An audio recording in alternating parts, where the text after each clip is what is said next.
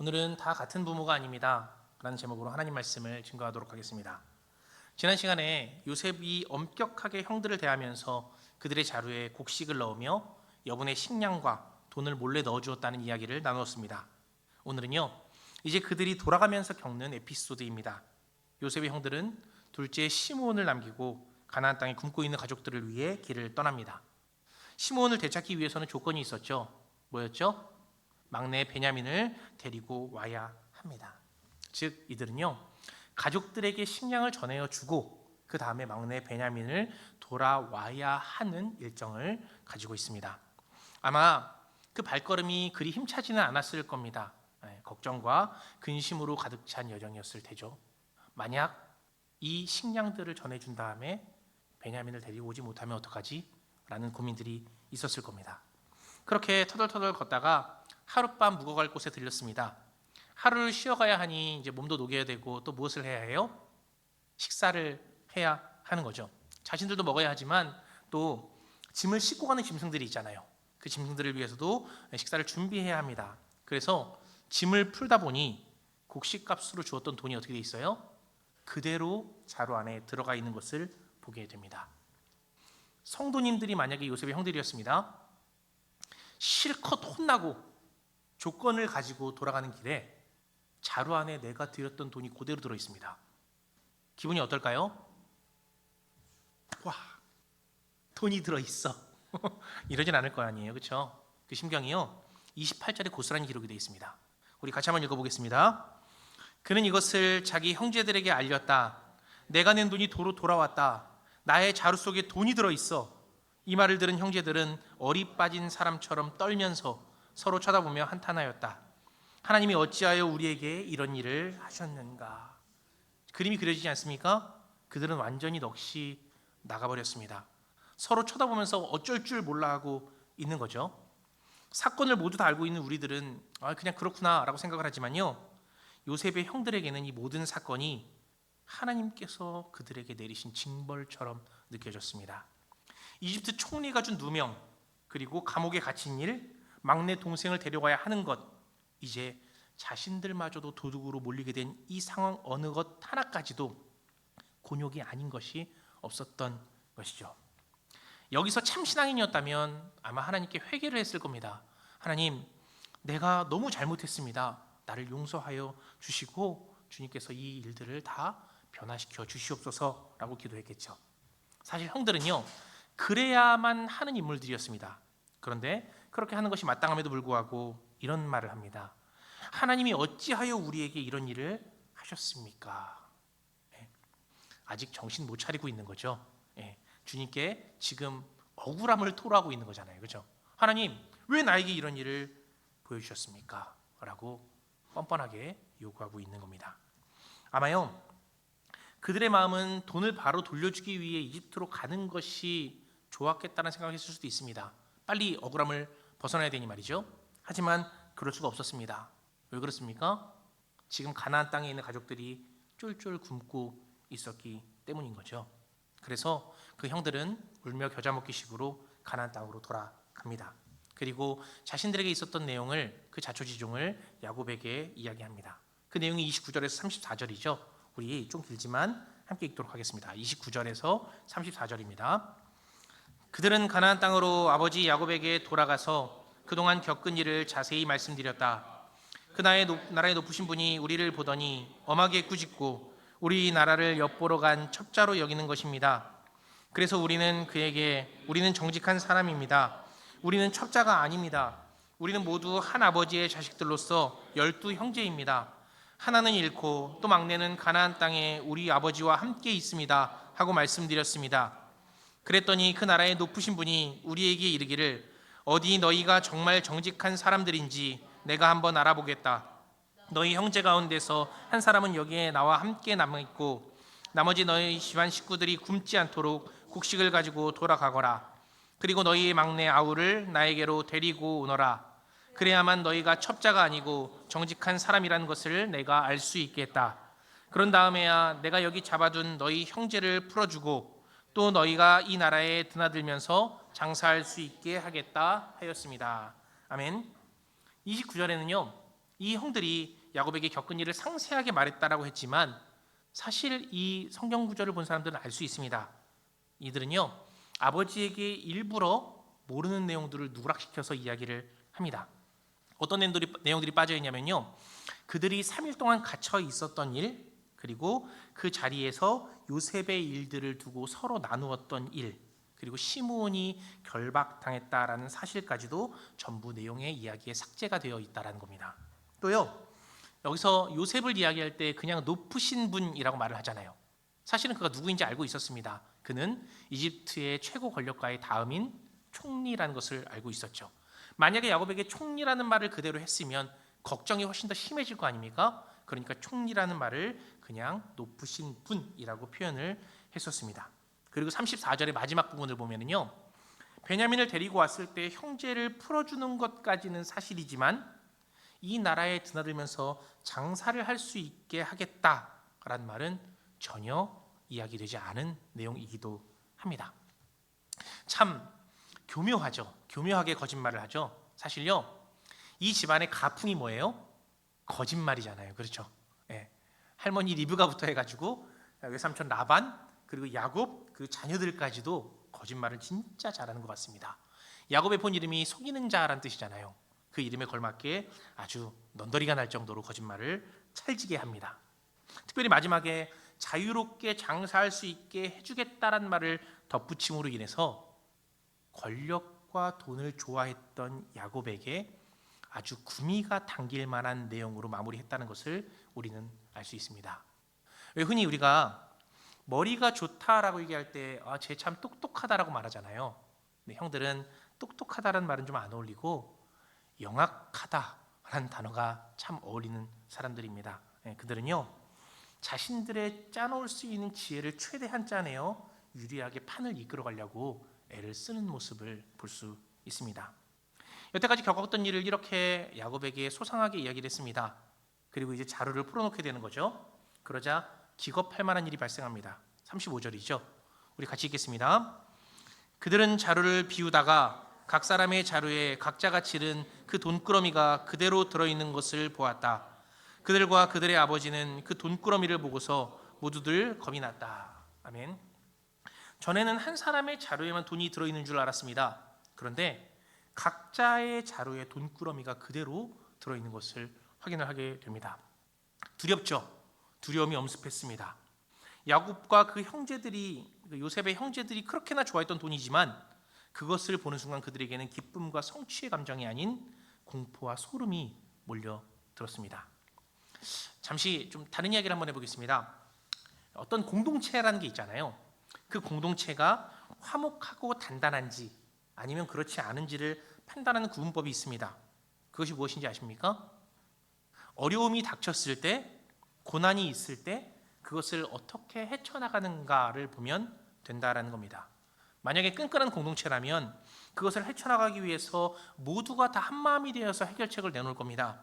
하지만 그렇지 않은 집단이라면 여기서 다른 사람들을 탓을 하면서 책임을 전가하게 된다라는 것을 알 수 있습니다. 야곱의 가정은 어떤 케이스였을까요? 한마음이 되어서 단단해졌을까요? 아니면 책임 전가를 하면서 탓을 했을까요? 답은 후자입니다. 네. 야곱은요, 해결책을 찾기 위해 애쓰는 것이 아니라 이렇게 행동을 합니다. 36절이죠. 같이 읽어보겠습니다. 아버지 야곱이 아들들에게 말하였다. 너희가 나의 아이들을 다 빼앗아 가는구나. 요셉을 잃었고 시몬도 잃었다. 그런데 이제 너희는 베냐민마저 빼앗아 가겠다는 거냐? 하나같이 다 나를 괴롭힐 뿐이로구나. 아멘. 제가 한 번 더 읽어드릴게요. 아버지 야곱이 아들들에게 말하였다. 너희가 나의 아이들을 다 빼앗아 가는구나. 요셉을 잃었고 시므온도 잃었다. 그런데 이제 너희는 베냐민마저 빼앗아 가겠다는 거냐? 하나같이 다 나를 괴롭힐 뿐이로구나. 그 말을 잘 곱씹어 보십시오. 야곱은요, 자신도 모르게 형들이 요셉을 빼앗았다라고 말을 하고 있습니다. 사실 요셉은 누구의 지시로 형들을 찾아갔었죠? 야곱의 지시로 형들을 찾아갔었잖아요. 그리고 그 형들은 그가 짐승에게 잡아먹혔다라고 야곱에게 이야기를 했죠. 거짓말이지만. 그런데 야곱은 너희들 때문에 동생을 잃었구나 라고 말을 하는 거죠. 모든 탓을 자신의 아들들에게 돌리고 있는 겁니다. 놀랍게도 이것은요, 야곱이 모르는 사실이었습니다.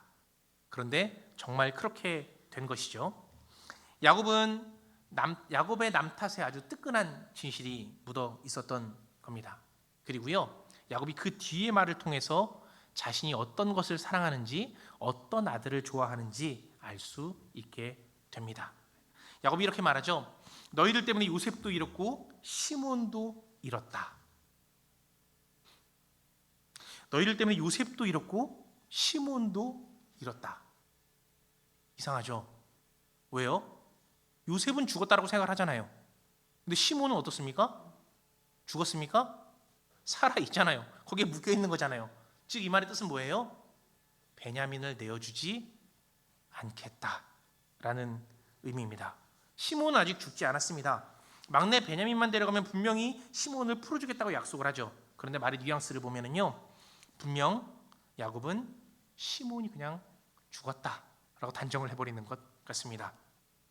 나는 절대로 베냐민을 보내지 않겠다라는 각오로 봐야겠죠. 우리나라 속담에 이런 말이 있습니다. 10손가락 깨물어서 안 아픈 손가락 없다. 이 속담의 의미는 모두 다 알고 있듯이 자녀 한 사람 한 사람이 동일하게 다 소중하다라는 의미입니다. 벌써 야곱에겐 요셉이 죽었죠. 그럼 이제 남은 아들은 몇 명입니까? 11명입니다. 11손가락이어서 그런지 모르겠는데요, 하나의 손가락쯤은 버려도 괜찮다라는 생각을 야곱은 지금 하고 있는 것 같습니다.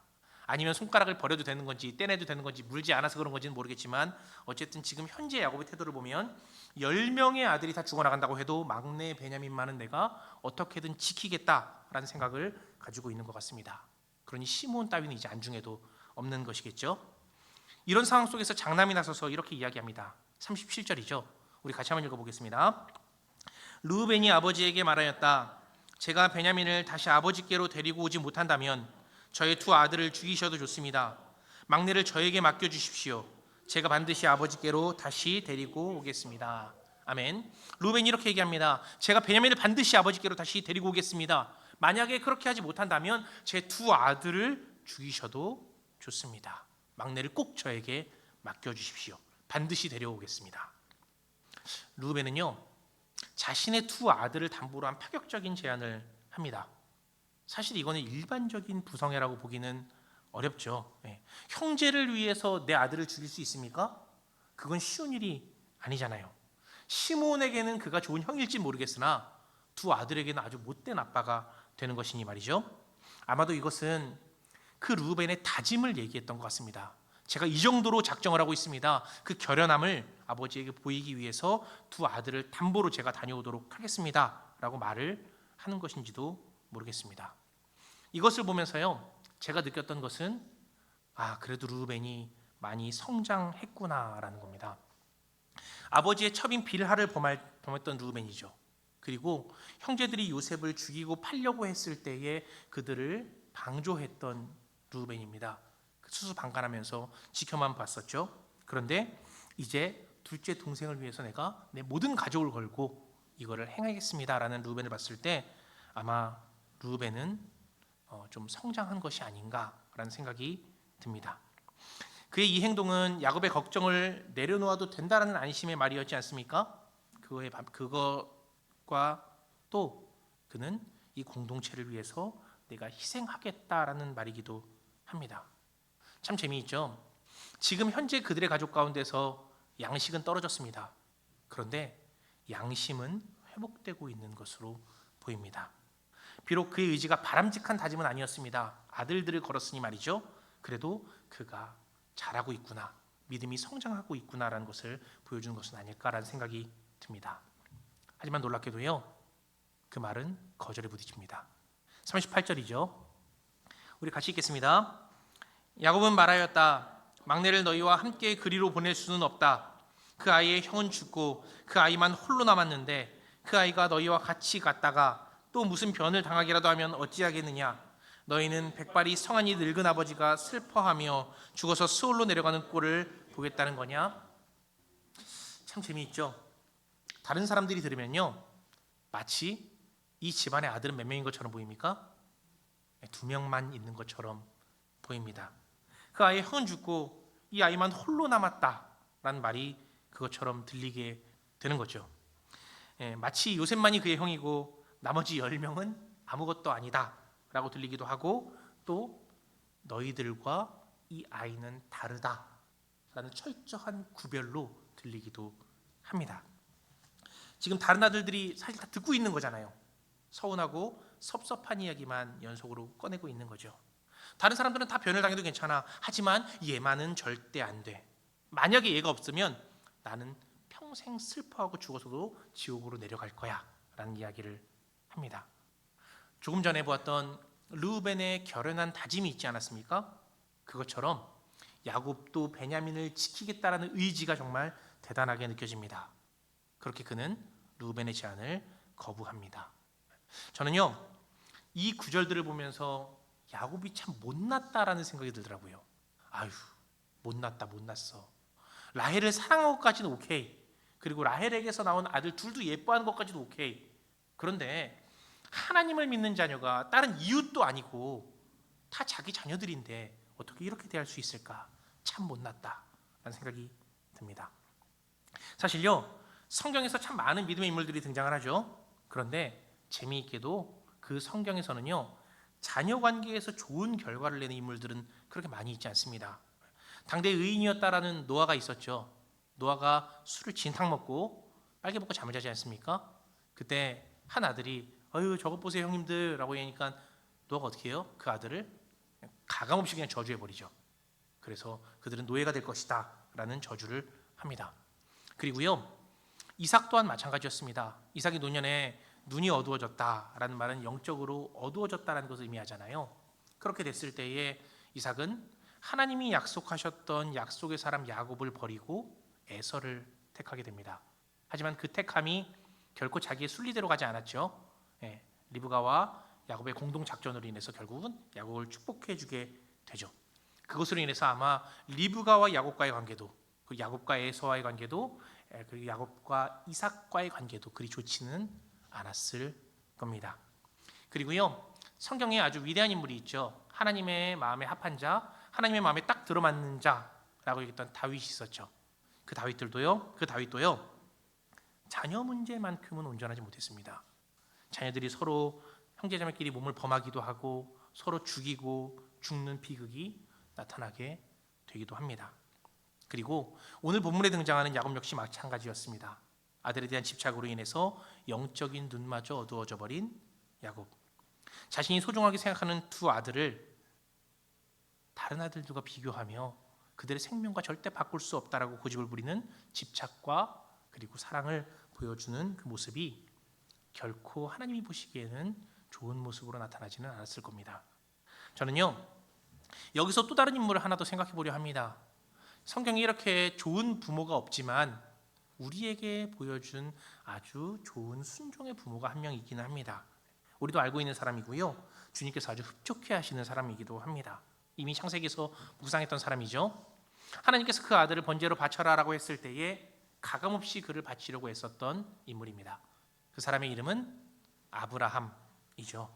아브라함은 주님께 아들을 번제로 바치기 위해 3일 동안 모리아 산으로 걸어가는 인물, 그렇게 순종했던 하나님의 사람입니다. 재미있게도요, 아브라함이 번제로 바치려던 그 행위로 인해서 이삭에게는 하나님을 두려워하는 믿음과 하나님을 향한 신앙이 쌓이게 됩니다. 얼핏 보면 그가 아들을 버리는 것처럼 보입니다. 그런데 그 길이 유일하게 그 아들을 살릴 수 있는 길이 됩니다. 거꾸로요, 지금 이 야곱의 행동은 아이를 살리는 것 같은 행동을 하지만 실제로 다른 사람들을 다 죽이게 만드는 행동이 되었던 거죠. 사랑하는 성도님들, 우리 오늘 설교의 제목을 한번 다 같이 읽어보겠습니다. 크게 띄워주시겠어요? 함께 읽겠습니다. 다 같은 부모가 아닙니다. 한 번 더요. 다 같은 부모가 아닙니다. 그렇습니다. 재미있게도요, 부모라 그래서 다 같은 부모가 아닙니다. 제가 어린이 사역도 했었고 청소년 사역도 했습니다. 시간은 한 10년 좀 넘게 했던 것 같아요. 그런데 제가 그 아이들을 보면서 느끼는 것이 있습니다. 어쩌면 믿음이 가풍일 수도 있겠다라는 생각을 합니다. 재미있게도요. 부모님의 믿음이 그저 그러면 아이들의 믿음 또한 막 도드라지게 나타나지는 않습니다. 그리고 그 부모님이 걸려 넘어지는 그 시험에 꼭 비슷하게 그 아이들이 걸려 넘어지기도 합니다. 그런데 정말 가끔씩 예외의 인물들이 툭툭툭 등장하기도 합니다. 재미있게도 그 형제들이 모두 다 예외의 인물이 되는 경우는 별로 없습니다. 만약에 3명이 있다면 그 중에 한 사람만 믿음이 도드라지게 된다라는 거죠. 그들을 보면서 이렇게 생각을 하죠. 희한하네. 쟤네 둘 다 부모가 같은데 왜 얘는 이렇게 사랑이 클까? 왜 얘는 이렇게 순종할 수 있을까? 그리고 왜 얘는 영적으로 이렇게 다운될 수 있을까? 한 명은 정말로 신실해 보이는데 다른 한 명은 그냥 예배만 나오는 겁니다. 부모님의 성화에 못 이겨서 그냥 예배만 나오는 거죠. 때로는 얘가 예배로 나옴으로 인해서 다른 사람의 예배가 방해되기도 합니다. 이 상황이 무슨 얘기냐면요. 자녀들이라고 해서 다 같은 믿음의 자녀들이 아니라는 겁니다. 자녀들이라고 해서 전부 다 믿음이 좋고 믿음으로 신실해지지 않는다라는 거죠. 이와 마찬가지로 부모라고 해서 모두 다 믿음의 부모가 되는 것은 아닙니다. 어떤 이들은 믿음으로 자녀들을 양육한 부모가 되기도 하고 또 어떤 부모는 오히려 자신의 믿음이 자녀들에게 해가 되는 경우도 사실 많이 보았습니다. 특별히 예전에는 이런 일들이 많았습니다. 목사님들이 그런 설교를 많이 했잖아요. 아유, 가정 그거 내버려 두고 하나님의 일 하면 가정은 하나님이 다 지켜주십니다.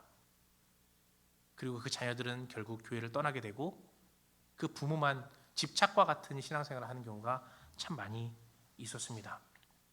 오늘이요. 사실 부모님들에게는 이 선택의 기로가 있습니다. 어떤 선택이냐? 아브라함처럼 하나님의 말씀에 순종해서 자녀들을 믿음으로 키울 것인가? 아니면 리브가와 야곱처럼 자녀에게 집착을 해서 그 자녀의 믿음을 저버리게 할 것인가? 라는 선택의 기로가 있다는 겁니다. 사랑하는 성도님들, 혹시 지난주 야외 예배에서 우리가 나눴던 말씀을 기억하십니까? 마땅히 행할 길을 아이에게 가르쳐라 라는 겁니다. 마땅히 할 길이 무엇입니까? 라고 얘기했을 때 우리는 하나님을 두려워하는 것, 예수님을 따르는 것, 그리고 그 말씀에 순종하는 것이라는 이야기를 했습니다. 요거를 제가 한 단어로 바꿔보겠습니다. 우리는 자녀들에게요, 믿음을 가르쳐야 합니다. 믿으십니까? 네, 그렇습니다. 어버이 주일이죠.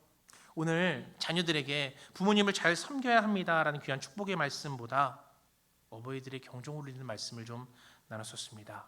우리는요, 아이들을 믿음으로 가르쳐야 합니다라는 이야기를 나눴던 것이죠. 성경의 기록대로라면 하나님의 말씀에 순종하는 자녀들에게는 분명한 축복이 있습니다. 그리고 하나님의 말씀을 거부하게 되면 저주가 나타납니다. 모세에게 말씀하셨죠. 내가 나의 말에 순종하면 너에게 1000대까지 복을 베풀겠다. 그리고 내 말을 듣지 않으면 3, 4대까지 너희를 저주하겠다. 그 말씀대로 우리는요, 1000대까지 복을 얻는 자녀들이 되기를 간절히 소망합니다. 좋은 부모가 되어야 됩니다. 좋은 부모는 어떤 부모입니까? 내 자녀에게 집착하는 부모가 아니라 하나님을 바라보는 부모가 되어야 한다라는 겁니다. 바라기는요, 우리 모두 이 말씀에 순종해서 믿음으로 그 믿음이 가풍이 되어서 축복의 가정들로 세워져가는 그런 놀라운 역사가 일어나기를 예수님의 이름으로 간절히 축원합니다. 네, 우리가 한 번 더 주님의 뜻을 물으면서 침묵기도 하기를 원합니다. 하나님께서 오늘 나에게 무슨 말씀을 하셨습니까? 나의 생각을 바꾸라는 것은 없었습니까? 더 나아가서 이건 내가 행동으로 결단해야 할 거야 라고 말씀하신 것은 없었습니까? 우리 다 같이 1분 동안 침묵 가운데서 기도하도록 하겠습니다.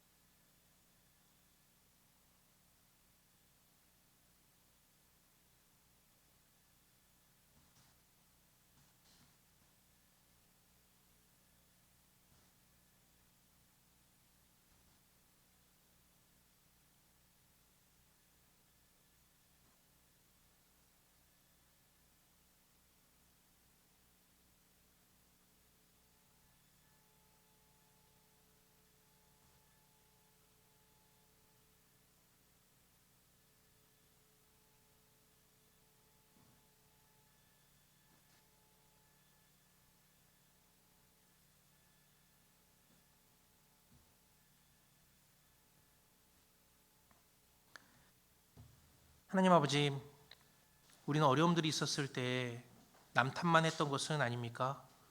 이런 우리의 영적인 무감각함을 주님 앞에 회개합니다. 그리고 야곱처럼 집착으로 자녀와 가정을 병들게 했던 어리석음도 회개합니다. 주님 용서하여 주시옵소서. 아버지, 우리 자녀들을 아브라함처럼 하나님께 온전히 맡기는 자녀가 될 수 있도록 인도하여 주시옵소서. 다만 자녀들을 방치하고 버려두는 것이 아니라 그 자녀들을 사랑으로 돕고 이끄는 자녀들로서 부모님들을 이끌어 주시옵소서. 그리고 자녀들 또한 그 부모에게 순종하여서 그 가정들이 믿음의 가정으로 세워나갈 수 있도록 주님 우리를 붙잡아 주시옵소서. 그렇게 하이사랑 공동체가 믿음의 가문이 되게 하시고 그 부모와 자녀의 믿음이 가장 큰 유산이 되어서 대대로 물려줄 수 있도록 그런 축복을 우리에게 허락하여 주시옵소서. 감사하며 예수님의 이름으로 기도드립니다.